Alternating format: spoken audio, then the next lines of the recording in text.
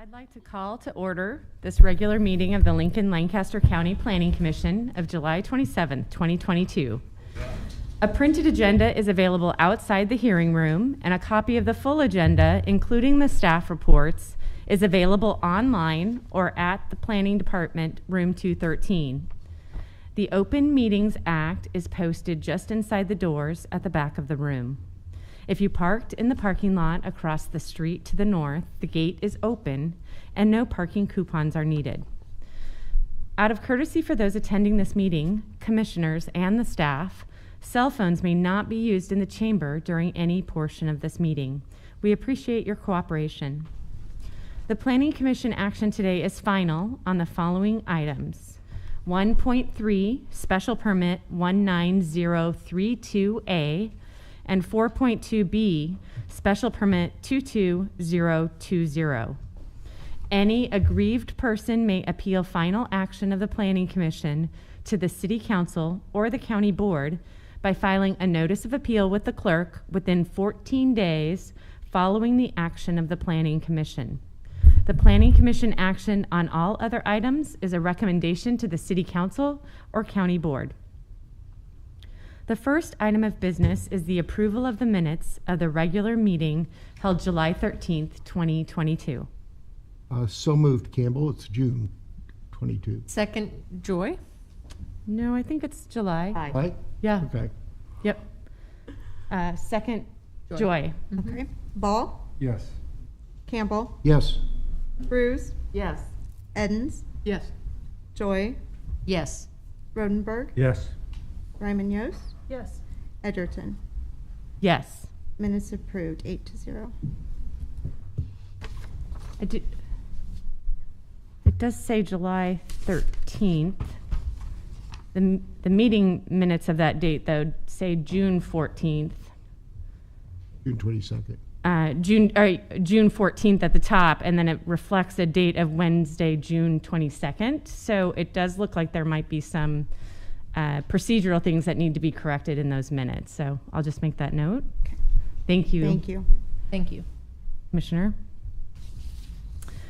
The next item of business is the consent agenda. Items on the consent agenda will be called at the same time and will not be scheduled for a separate public hearing unless there is a request from someone wishing to speak or at the request of a commission member. I will ask Shelley to read all the consent agenda items into the record. Once those items are read, she will ask if there is anyone wishing to speak. If you wish to speak on an item on the consent agenda, we would ask that you stand and state that item. That item will then be removed from the consent agenda and scheduled as a separate public hearing under Section 3 of today's agenda. All items remaining on the consent agenda will be voted upon in total with a motion for approval. Shelley, will you please call the items on the consent agenda? The first item on the consent agenda is 1.1, Comprehensive Plan Conformance 22013, to review as to conformance with the 2050 Lincoln-Lancaster Comprehensive Plan for Coyote Finke Redevelopment Plan, a proposed guide for redevelopment activities within the redevelopment area on property generally located north of O Street between North 66th and North 70th Street along the Mopac Trail. Next item, 1.2, change of zone 22020 from R2 Residential District to B1 Local Business District on property generally located at 2125 Scott Avenue. Next is special permit item 1.3, special permit 19032A to renew or extend an existing soil excavation special permit for 3 more years on property generally located at North 112th Street and Havelock Avenue. The Planning Commission action is final on this item. Are there any ex parte communications to be disclosed on these items? No. Are there any ex parte communications that took place or additional information you learned while visiting these sites to be disclosed? No.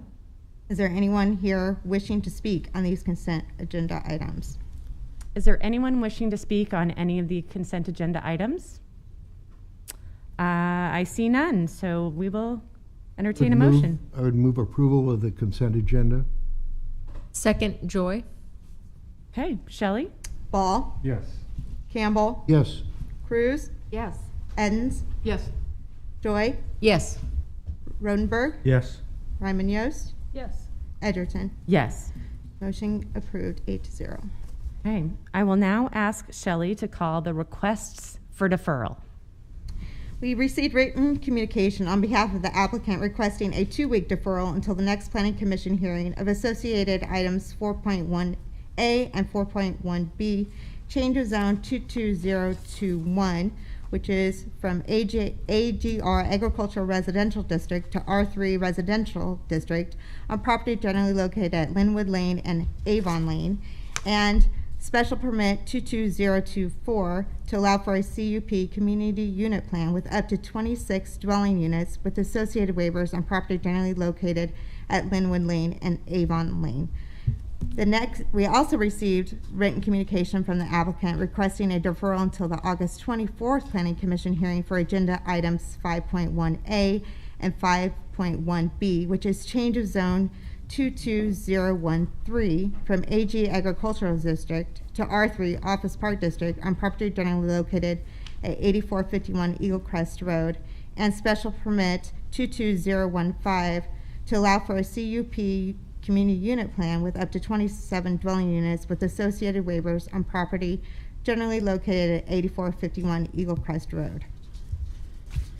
This would delay public hearing and action to the August 24th, 2022 Planning Commission hearing. Okay, so we have 4 items in front of us that have requested deferral. Is there a motion? Move to approve deferral. Second, Joy. Okay, Shelley? Ball, Yes. Campbell, Yes. Cruz, Yes. Edens, Yes. Joy, Yes. Rodenberg, Yes. Ryman Yost, Yes. Edgerton. Yes. Motion carried, 8-0. Is there anyone here that would wish to speak on any of these items that have been deferred today instead of waiting until the public hearing dates?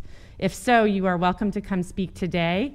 I will clarify that that does mean that you're speaking today instead of when you could speak at the time of the public hearing. And if you'd like to, please come up and state your name and your address. Are there any ex parte communications to be disclosed on these applications? No. Are there any ex parte communications that took place or additional information you learned while visiting any of these sites to be disclosed? No. Yes, thank you. Okay, my name is Susan Brittingham. My address is 9448 Northern Sky Road, and my property line butts up to the Outlot B, which is the Linwood Lane and Avenue Lane project. Okay. And this is on 4.1A, the change of zone. And I just wanted to let you know that I appreciate the work that Ted Wolfram, the president of Sunrise Estates, has done to put this cut plan in place. I am for this. I think he has tried to take into consideration not only their needs at Sunrise Estates, but also those at Waterford Estates and the city and the county as well. And so I just wanted to make that known. I think he's put a lot of effort into it to try to make it agreeable for all parties involved. And then I just wanted to just put in a comment that I haven't seen any, and I don't think they're available as of yet, pending the zone change, the design of what they plan to put there. But I just wanted to just make a comment that these single-family dwellings, I know it's been put in the provision for single-family homes, townhomes, or acreage. I do just request that they take a look at the surrounding properties. There are Waterford Estates that surround the property, and those at Sunset Sunset Estates, and that they just take that into consideration. The height size, the architectural style, so that it is compatible and not something that's completely different and looks out of place. I have one more thing, and I don't know if it falls under 4.1B. Yep. All of this can be Okay. put together. Absolutely. I sent an email to Tim I think it's Gergen, with Clark and Enerson, the architects, asking him about the trees that are located at the south end of the property. There's also some trees at the east, on the east property line as well, if they were going to be slated for removal. And he said there was no decision at this time, but with grading and things like that, they could be. I know that these trees are also located, especially on the south property line, within the 10-foot easement there. And because my property butts up to that, I just wanted to know if you would take into consideration a recommendation for the plot design that they would try to keep some of those trees. It took years for them to grow as tall as they are. And they provide shade, they act as a windbreak, and they also become a natural landscape screen as well. And in addition, there's a vast number of birds that use those trees that are great pest controllers for bugs and things. And so I just ask that you take that into consideration, perhaps a recommendation that they try to keep some of those trees. Great. Thank you for sharing that. Mhm. We appreciate that. That will Mhm. certainly go on the record and will be part of the information that's part of the public hearing record. Great. Yeah. Thank you. Thank you. Tracy, I have a question for her. Oh, ma'am, I'm sorry. I should have asked. If you go to 4.1B, there is a community unit plan in that area, and so you'd be able to see. I can't tell whether the trees are remaining or not by this plat. I But- couldn't tell either. Okay. I know they're going to save the trees on the north end where Stevens Creek comes. Those Right. have been specified to be saved. Yep. But I don't know if they're going to save the ones there in the south. Right. It doesn't show that on this. It doesn't, no. No. Okay. No. Thank you. Mhm. Anyone else? Thank you very much. Thank you. Is there anyone else wishing to testify now?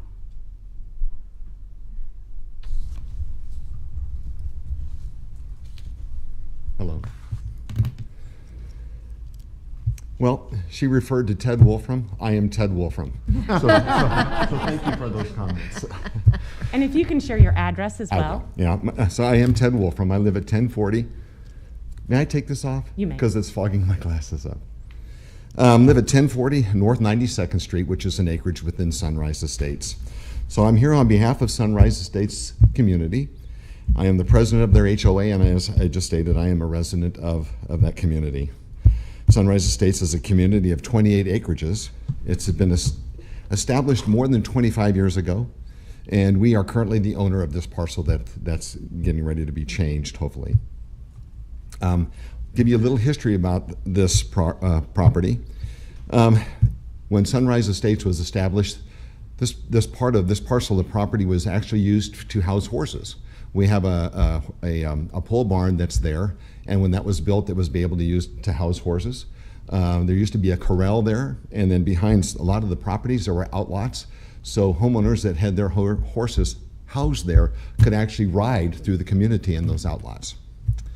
Well, the horses no longer exist. They're long gone. Those outlots that were behind the property are no longer there. They've been incorporated by the homeowners those outlots aborted to. And we're to the point now where at this point, the cost and management of this parcel has not been a problem, but this is starting to increase up to the point where we've had to increase our homeowners association dues to be able to cover the cost. So our board polled all of the residents to find out what we wanted to do. Do we want to continue this, or what are our options? And we got to the point where we said, well, maybe we can look into the idea of possibly selling this property. So we started this process almost 2 years ago. In November of 2020, we released a RFP, or a request for proposal, put it out to different builders. We put a for sale sign on the property so those driving by could see that we have this parcel up for sale. Part of that, and I forgot her name, but she referred to it, we had some requirements in there. One of the requirements is that we did not want this to be commercial use. We didn't want it to be apartments. We wanted it to be either townhomes, single dwelling homes, or acreages. We received more than 30 inquiries to this proposal, and then we narrowed that down in January of 2021. We narrowed that down to 2. The board took site visits out to see the developers, what these developers are, what their product looks like and what they're doing with it. And we were impressed actually with both of them, but we really narrowed it down to the one, and that's the one that we're selecting, and you'll hear next week or in 2 weeks from now when it's proposed. We had the developer come in and talk to all of our residents, present what he wants to do, how he's going to improve this property for us. That was done in February of 2021. And then the residents got together, we voted on this, and by a majority, we came to the conclusion that yes, we want to go with this developer and let's bring this into our property.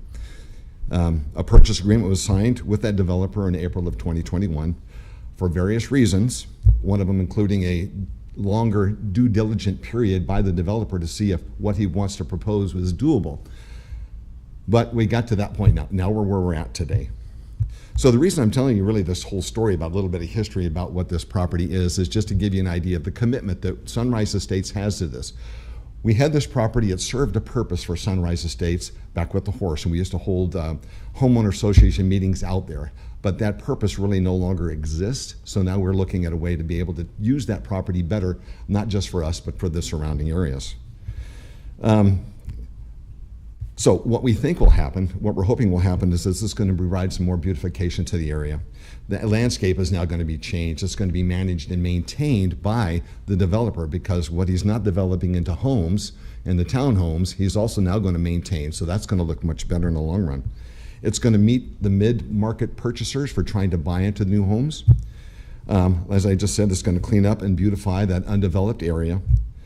The tree line, and she alluded to it, that I'm referring to is the one that's on Stevens Creek. That was part of the RFP. We wanted that tree line to remain intact. That is going to remain intact. And also, the city, I think, is also going to see some increased revenue on this, because instead of just one parcel that we're paying taxes on, now you're going to be able to see more tax revenue coming in because of all these 26.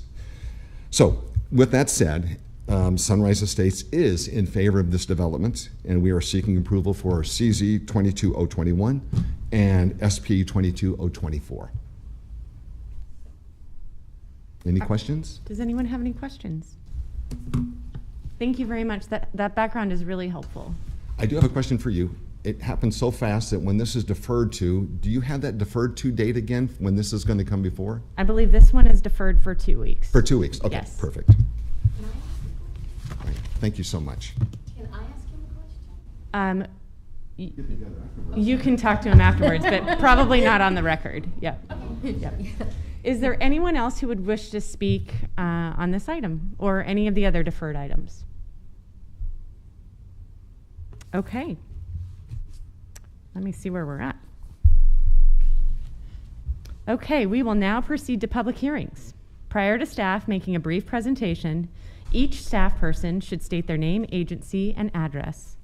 The applicant will then be requested to present his or her testimony, followed by those who wish to testify in support, followed by those who wish to testify in opposition. The staff will then be given an opportunity to respond to the testimony, and then the applicant shall have an opportunity for rebuttal. If during your testimony you have copies of documents or materials you would like distributed to the Planning Commission members and/or included as part of the record, please provide that information to the clerk for distribution. Each person testifying should state their name and address and shall have 5 minutes to speak, unless additional time is requested and granted. The timer will go off after 4 minutes, then you will have 1 minute to wrap up your testimony. The Planning Commission will vote immediately at the close of the public hearing, unless the Commission votes to defer action or continue the hearing. Shelley, will you please call the first public hearing item? First public hearing item is item 4.2A, change of zone 22017 from AG Agricultural District to AGR Agricultural Residential District on property generally located at 7433 Southwest 27th Street. Associated with item 4.2B, special permit 22020 to allow for AGR Agricultural Residential District CUP Community Unit Plan for 7 single-family lots, also on property generally located at 7433 Southwest 27th Street. The Planning Commission action is final on this item. Are there any ex parte communications to be disclosed on these applications? No. Are there any experte communications that took place or additional information you learned while visiting any of this site to be disclosed? No. Tom? Good afternoon, Tom Chaka, planning staff. So as mentioned, we have two applications here, a change of zone and a special permit for a community unit plan. Change of zone is from agricultural to AGR, agricultural residential, on approximately 20 acres. The project is located at Southwest 27th Street, south of Denton. So it's this area right here. Denton's up the road there. This adjacent is AGR to this property. The future land use map in the comprehensive plan shows this for AGR development. The project is for 7 lots.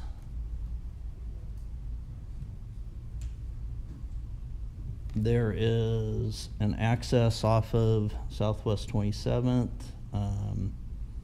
a street stub to the south and to the west for when the area to the south or the west develops, that the street connection can be made into those developments. This is a little unusual. This part of the street is going to be a temporary private road. The rest of this is public. The reason for that is that on section line roads in the county and on even arterials in the city, the street spacing should be a 1/4 mile apart. We already have West Cardwell Road up here, so when you go a 1/4 mile, you're down here onto the next property. Currently, there's no way to access this property other than from Southwest 27th Street. So the compromise was that you could put in a temporary road there, and once either development from the south or to the west is done and those roads connect, then this temporary access will go away. This is also in what we call build through, so you have to show how the open area will develop in the future. So this is the build through concept plan. These are the lots here that will be done with the original special permit, final platted. This area up here is what would be in an outlot today and would only be converted to this once the city gets out there and annexes it. But you can see how the road that is currently shown goes this way would then go away, and it would extend into a future cul-de-sac. All of the lots on this project are approximately 1 acre in size, and they will all have the individual wells, but we'll use a community sewer system, wastewater system. That system has to be approved by NDEE, Nebraska Department of Environment and Energy. They are also asking for waivers to block length, pedestrian way, and setbacks. It's typical on an acreage development that block lengths exceed our 1320 feet. And in this case also, it would be very difficult to extend a street to the north. Keep flip-flopping these. Because you can see to the north, there is a pond, and this is in floodplain. So planning staff supports the waivers to the block length. The waivers to the setbacks are the same as what was approved in the bridges in this development. So planning staff supports those waivers also. That'll take any questions. Questions for Tom? Okay. So my question more is on the actual community unit plan. Can I ask it now or? Yep. Okay. I'm assuming this is all one presentation for the. Yes. Okay. Yep. And so this is more for my understanding and maybe fellow commissioners, but I saw in part of the analysis a mechanic called dwelling unit bonus. So Yes. is that related to the zone or is it specific to the plan, a bit of both? And how does that mechanic work in this sort of situation? The density calculations are based on the zoning district. And although this currently is zoned AG, they're asking for AGR. So we base the density on the AGR zoning district, which is, if I remember right, 0.27 units per acre. So you calculate that, come up with the number. They get a 20% bonus for clustering. Then they get an additional 20% bonus for using a community sewer system. And that's how we arrive at the 7 lots. And I think that's, yeah, number 4 in the analysis kind of goes through that. Okay. So from understanding, based on the plan and what they plan to do from a sewer using wells or city, services, there's additional bonuses that are provided for this zoning and plan. Well, the bonuses are provided because, like you said, they're showing that community sewer system. And without the bonuses, I think they would only get 5 lots. So with the bonuses, they get the 7 lots. Okay. That's helpful. Thank you. Other questions? Yeah, Dick? Does a 7 include the existing farmhouse? Yes. Okay. So it'd be actually 6 new New lots. ones. Yeah. Mhm. Anyone else? Any other questions? Okay. Thanks, Tom. Mhm. Testimony from the applicant. Good afternoon, Commissioners. My name is Mike Eckert with Civil Design Group, 8535 Executive Woods Drive, Suite 200 here in Lincoln. Here today on behalf of the owner of this project, Osage Hill Farm. And Tom did a good job. I'm going to put up a couple more exhibits that kind of detail what's going on in the area and lend a little more light to the access issue and the other items that he discussed. This is a view of the comprehensive plan that the bright yellow are those areas in the comprehensive plan that were largely designated back in 1977 to be AGR zoning, the 1 unit for every 3 acres versus 1 unit per 20. And so this is our site. This is the Bridges project that our firm did back in 2007. And then there's 2 more parcels here that are in the comprehensive plan to be AGR zoning but aren't developed today.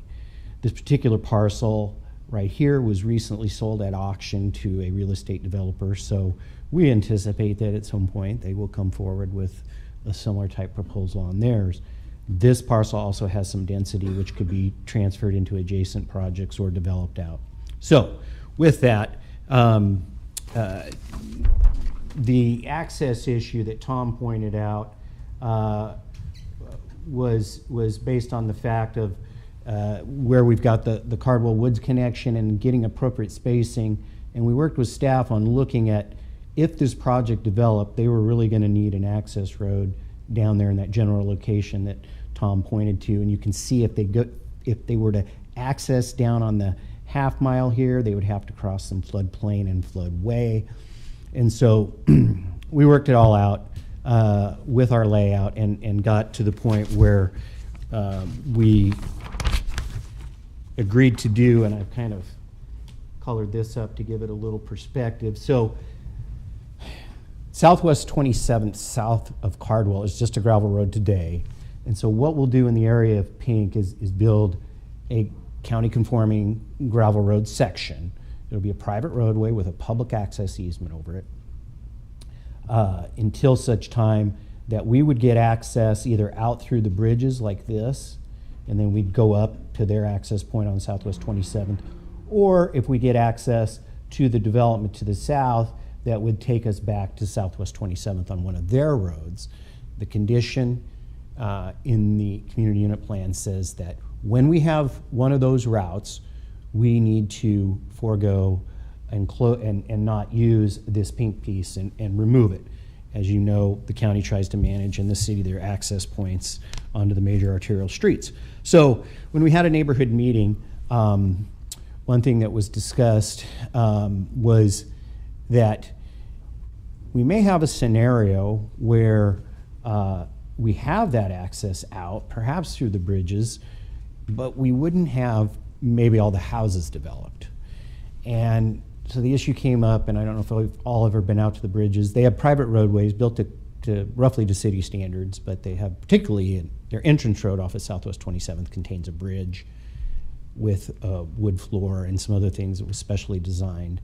And so when that development has developed, they maintained a separate construction entrance for their cement trucks and wood, any freight trucks bringing in deliveries of wood, et cetera. Because the bridge can't really handle that. So what we've worked out with staff is an amendment here, and I'll hand that to you, and there's copies for the commissioners if they'd like it, is to say that if we get that another way out of the subdivision, we want to reserve the right until all the houses are built to be able to continue to utilize this pink area, and we would label it for construction traffic only. I think if that happens, most people in this neighborhood would be probably wanting to go out the route of the bridges and stay off the gravel roads as much as they could with their vehicles. And so this amendment just requests that we add a site plan note that if the conditions I'm speaking about that are detailed in note number 9, if those are satisfied and we have another way out, that a temporary heavy equipment construction entrance may be maintained at the Southwest 27th Street temporary access point until such time that we have occupancy permits on all 7 lots. So we've got one existing house there. We obviously are going to have one existing permit. But Mike Rezak, who's here today and was the developer of the bridges, may speak to this also. So staff's on board with that. I think that'd be great for our neighborhood and their neighborhood to be able to have that construction entrance coming off there. Then once the 7 lots have occupancy, we would remove this piece entirely. And then as Tom also showed, then we, at some point, will have full access through another neighborhood, and this is what the subdivision will look like. The green lots are the lots we'll do now, and then the pink would be a future extension of the cul-de-sac to permit those lots when city sewer and water are at the site. So the other amendment in there that we'd like to request is that Lincoln Electric System had requested, this is our detention cell, and this is area in the floodplain. Although that area may be used for potentially for our effluent for our community sewer system, and they requested a blanket easement across both of these outlots. Planning staff had correspondence with them, and they were supportive of not doing a blanket easement and just doing a 15-foot easement on the perimeter of those lots, and we're okay with that also, and they're okay with that. So that's the second note there, that to provide a 15-foot perimeter utility easement on outlots B and C. And so with that, I think that covers most of the issues. Commissioner Ball, your questions about the density bonuses, those are encouragements really to do what we're doing, in that we're producing a subdivision in the county with city standard streets because the smaller lots were required to pave. And then we end up putting in an 8-inch sewer line in the subdivision that connects to our private treatment plant, but then someday allows the city to make one connection to that for annexation. So it's a lot cleaner annexation process. And so just to shed the light on how those were originated and maybe a little more thought behind it. But we had a good neighborhood meeting. There were some folks from the Cardwell Woods project there and the bridges.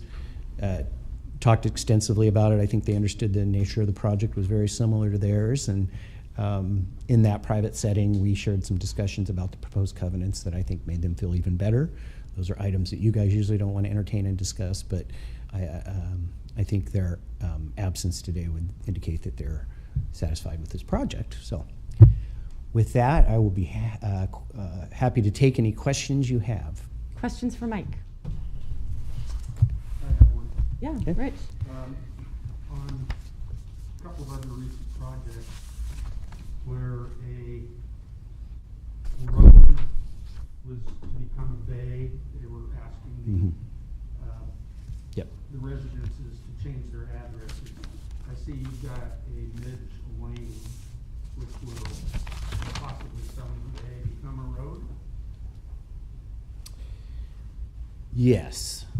Is that, you know, I hate to put the homeowners that get used to an address in a position where they're going to have to change the name. Is any of that taken into consideration at this point? It is actually. So I'll try to get in here to where you can see on that build through, and I think it is in your report. So, so fortunately, Commissioner Rodenberg, West Midge Lane will stay as a lane because it will technically end right here where the color changes, and from that point up will become Southwest Midge Court. And so, and then we have Southwest 27th or 28th Court there. Yes, 28th. And so we're likely have 4 of these lots address off of that court, and then we'll have the existing house and these 2 lots address off of West Midge Lane. But we'll forego that issue that happened over there on South 70th, where neighbors would have to change their address by the fact that we are right on the curve where the cul-de-sac starts, so we can go with that, naming those future homes on the court. Thank you. Mm-hmm. Any other questions for Mike? Thank you very much. Is there any testimony today in support of these applications? Testimony in support? Is there any neutral testimony or testimony in opposition? Okay. Come on up. Hi, I'm Mike Rezac. I live at 3111 West Covered Bridge Drive. I'm the developer of the Bridges subdivision that adjoins this property. And I just asked you to please consider that temporary construction entrance, since our streets are private streets. Mike is incorrect. Our bridge can handle the heavy traffic, but just from a maintenance standpoint, we create a construction entrance to help with our reduction of maintenance on our streets with all the big heavy trucks. So paying attention to what accesses our streets is very important, and that maintenance aspect of it. So thank you. Very helpful. Any questions? Thank you very much. Any other testimony? Staff questions? Yeah, I do have one. Come on up, Tom.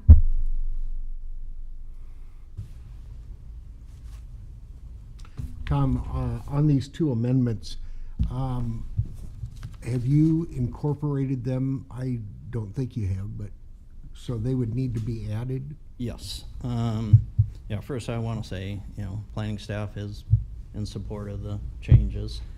The first one would be a new condition added as 1.1.17 as a new condition under the conditions. The other one is actually, I think the cleanest way to do the other one would maybe be to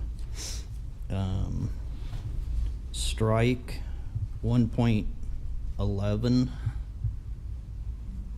Oh yeah, 1.111 actually, and just add that as also a new condition.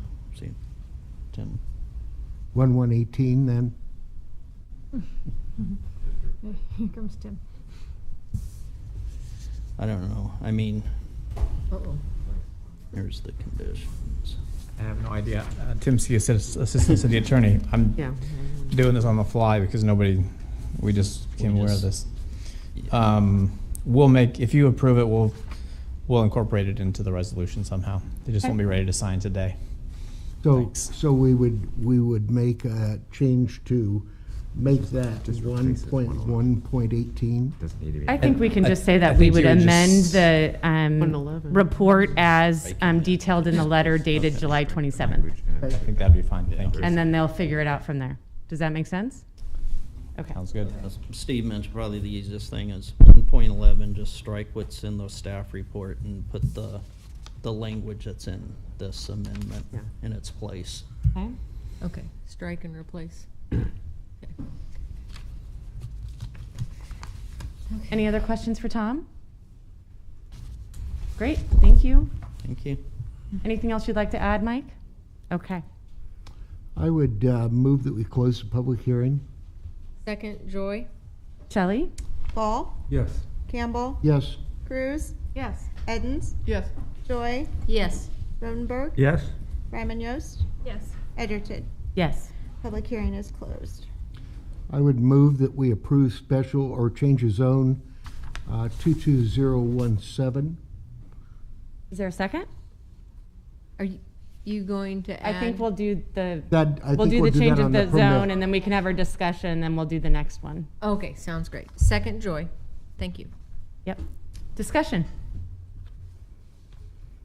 This is I think a great fit, knowing how the bridges is laid out in that. This is a great use of the land that is remaining in that corner, and is going to be, as the bridges is, set up as lots that can be have built through on them, because that's been a problem in some other areas. So I'll be supporting this. Anyone else? I agree. I think this is a